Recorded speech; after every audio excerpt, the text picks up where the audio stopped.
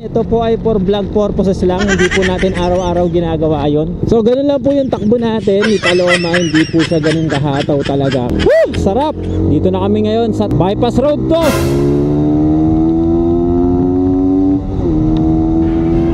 Ay, masarap humataw dito. 123, 125, 28, 130. Ay, sarap. Naka 1446 po tayo ha, 1446. Alam nyo naman, hindi naman tayo natural na hinete talaga. So hanggang dun lang tayo. Subukan natin ulit. Okay, subukan natin ulit.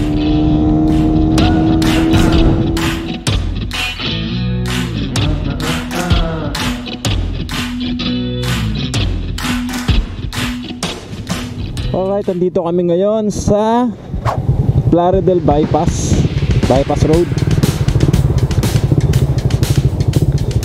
Tara!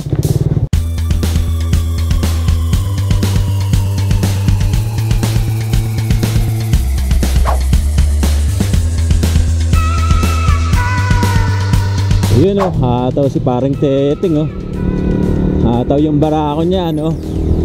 Final break-in kasi ngayon yan. Kaya hahataw yan sigurado.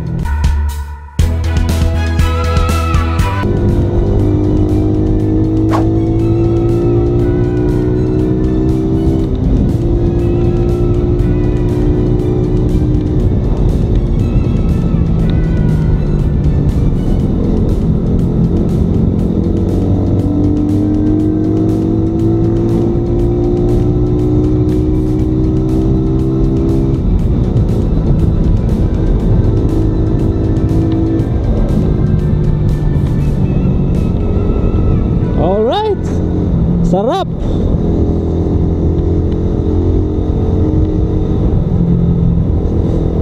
So alas 7. Isang oras no, mula sa San Jose del Monte hanggang dito sa may tuloy na to. So ang oras natin ay alas 6 ng umaga en punto. Plaridel Bypass Road.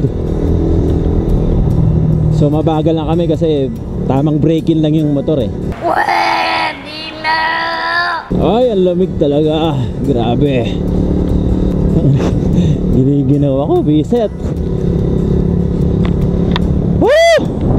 Giniginaw ako. Ang lamig.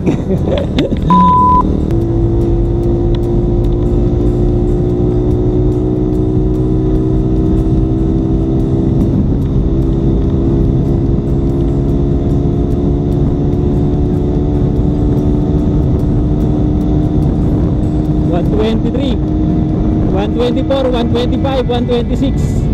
Hindi na natin pwede sagat. $126. Grabe lamig. Oh, grabe.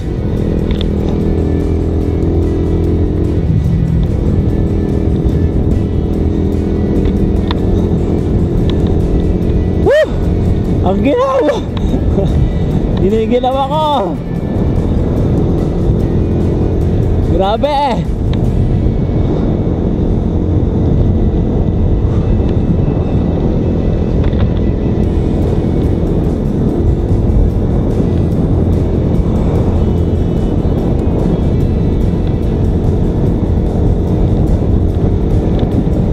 Lamig, grabe.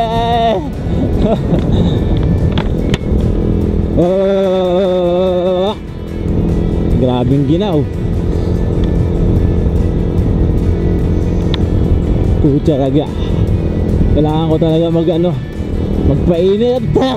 Giniginaw ako. Tago sa buto. Grabe. Grabe. Mas maginaw pag mabagal eh. What?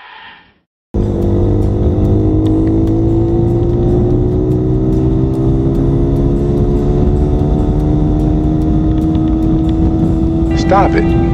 Get some help.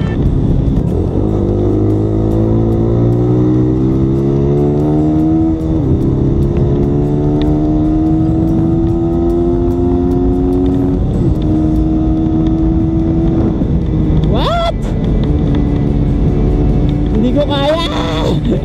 Hindi ako hinete. Ay! Hindi po ako hinete, kaya hindi ko kaya sumagad.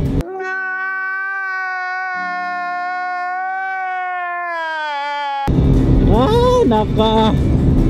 Ang sarap.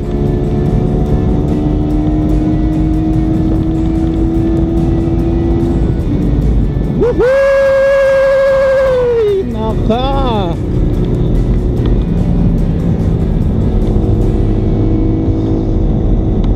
Dun. Ayun na. Ay, ang lamig. Woo! Sarap. Bypass road to.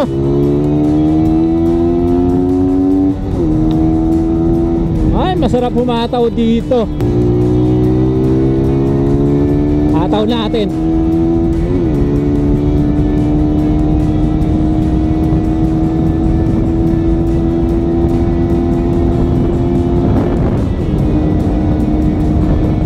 $123, $125, $28, $130.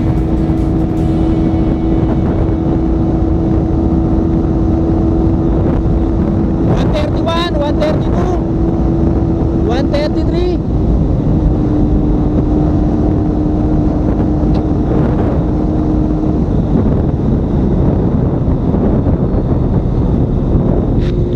$133. Kaya pang mag 135 eh. Pwede na!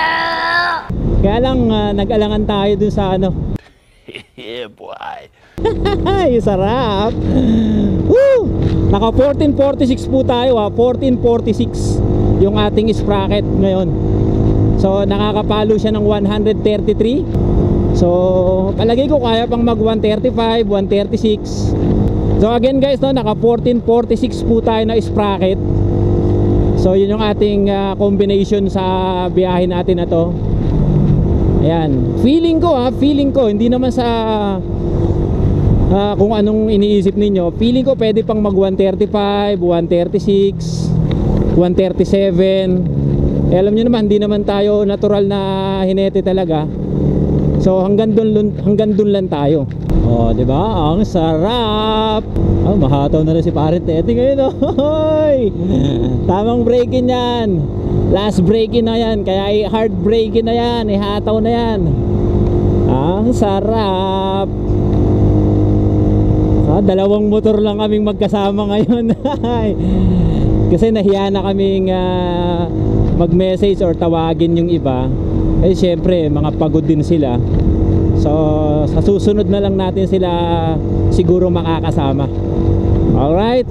So tamang ano muna tayo ngayon, Dinggalan Aurora Gaming. Ahoy! Hataw na sila. Kasama ni paring Teteng si Ate Jen. Yun o, ang sarap humataw dito. Pero tama na muna at pagod na yung ating makina. Mahirapan na tayo. Nasa bypass road po tayo at di naman ganun kasikipan yung kalsada. Kaya ginawa po natin yun. O, subukan natin ulit. No! God, please, no! No! Okay, subukan natin ulit.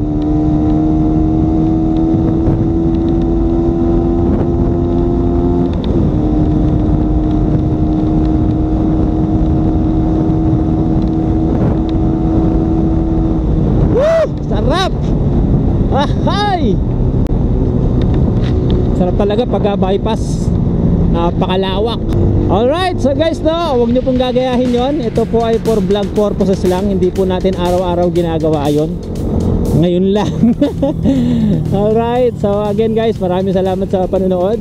So ganun lang po yung takbo natin ni Paloma. Hindi po siya ganun kahataw talaga. Kasi alam nyo naman tayo ay ano lang, simpleng rider lang at mahirap yung maghahataw.